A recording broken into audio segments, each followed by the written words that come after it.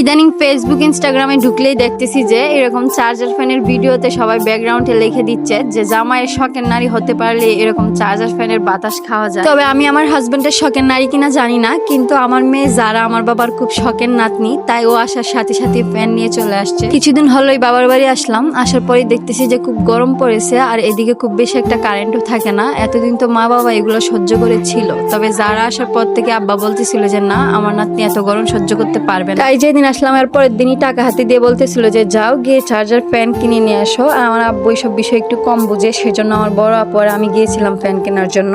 আর fan কিনতে গিয়ে দেখি সে কি ভিড় দোকানে, মানুষের উপরে মানুষ, কারণ এখন তো অনেক গরম পড়তেছে আর কারেন্টের খুব সমস্যা, এই জন্য সবাই ফ্যান কিনতেছে। তো যাই হোক, সব ঝামেলা শেষে আমরা আমাদের পছন্দ মতো একটা ফ্যান নিয়ে আসতে পারলাম। আর আমাদের অ্যামাউন্টটা মোটামুটি ভালোই ছিল, সেজন্য বেশ ভালোই একটা ফ্যান নিয়ে আসতে পারলাম। ওই দিন এত গরম পড়ছিল যে ফ্যান আনার সাথে সাথে আব্বা বলতেছিল যে আগে আমার নাতিকে বাতাস খাওয়া, কারণ অনেক গরম পড়ছে আজকে। তাই ওকে ফ্যানের সামনে নিয়ে একটু করে বাতাস খাওয়াচ্ছিলাম। আর তার কথা তো কিছু নাই বলি, সে এত ফাজি হয়েছে যে কি বলবো। যেমন মিরপুরে থাকতে সে আমাকে অনেক জ্বালাইতো, সারা রাত কান্না করতো, রাতে ঘুমাতে যাইতো না। তাই আমি আমার আব্বা আমার কাছে ফোন দিয়ে বিচার দিতাম যে সে আমাকে অনেক জ্বালায়। কিন্তু এখানে আসার পর থেকে যে এত ভালো হয়েছে সে, তার মতো ভালো মানুষ আর নাই। তাই আমার আব্বা আম্মা আমাকে বকা দিচ্ছিল যে তুমি শুধু শুধু মিথ্যা কথা বলো, আমার নাতি তো কান্না করে না। এখন আমি আমার বাপ মারে কেমনে বুঝাই যে সে এখানে আমাকে জ্বালাইতো, এখানে ভালো হয়ে গেছে।